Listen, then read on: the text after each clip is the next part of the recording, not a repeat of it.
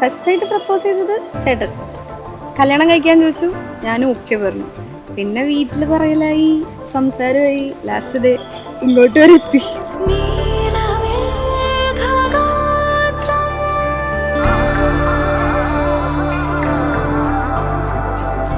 ചേട്ടൻ്റെ ക്യാരക്ടർ എങ്ങനെയാണെന്ന് വെച്ച് കഴിഞ്ഞാൽ പൊസസീവ് അങ്ങനെയല്ല. പിന്നെ നമുക്ക് പിന്നെ റെസ്ട്രിക്ഷൻസും കാര്യങ്ങളൊന്നുമില്ല. ഞാനും ഫ്രീ ആണ്, ആളും ഫ്രീ ആണ്. ഞങ്ങൾ രണ്ടുപേരും രണ്ട് കാര്യങ്ങൾ നോക്കി പോകുന്ന ആൾക്കാരാണ്. ഭയങ്കര ലവബിൾ ആണ്. പിന്നെ ബാക്കിയൊക്കെ പറഞ്ഞാൽ ഭയങ്കര കൂടുതലായിരിക്കുമല്ലോ. ചേട്ടായി ഭയങ്കര കെയറിങ് എന്നൊക്കെ പറഞ്ഞാൽ അത് ഓവറായി പോവില്ലേ? അത്രയ്ക്കൊന്നും ഇല്ലെങ്കിലും എന്നാലും ആണ് അല്ലേ.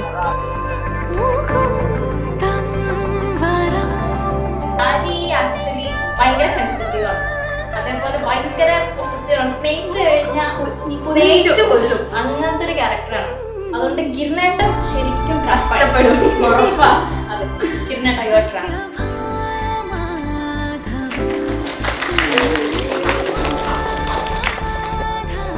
എന്താ പറയാ, പ്രത്യേകിച്ച് ഒന്നും പറയാനില്ല. അതന്നെ നമ്മുടെ സ്വന്തം ഭാര്യ. ഇപ്പൊ ഞങ്ങളുടെ വീട്ടിൽ ഇന്നൊരു പുതിയൊരു അതിഥി വരികയാണ്, എഴുത്തിയമ്മ.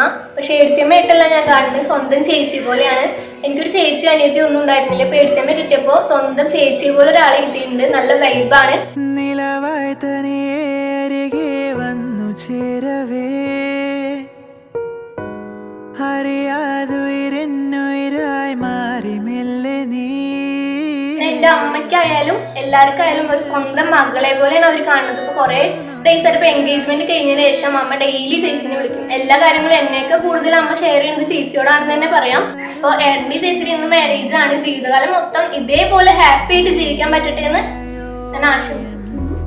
തണലോ തണവോ എൻ ഇതളോ ഇലയോ എൻ കനവിൻ മധുവോ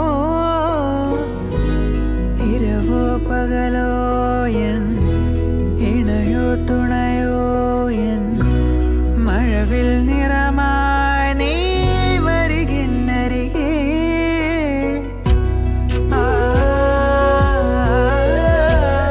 അപ്പോ അവർ രണ്ടാളും സെയിം ഇതേപോലെ എങ്ങനെയാണ് വൈബ്, ആ വൈബ് ആഫ്റ്റർ മാരേജ് ഉണ്ടാവട്ടെ എന്ന് ഞങ്ങളുടെ രണ്ടാളുടെയും മകൻ ഞങ്ങൾ വിഷ് ചെയ്യുന്നു.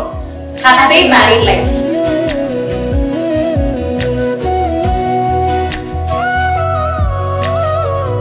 ഇൻട്രസ്റ്റ് കണ്ടപ്പോ അടിപൊളി ലുക്കാണ്. മേക്കപ്പ് കുറച്ച് പ്രത്യേകം പറയുന്നുണ്ട്.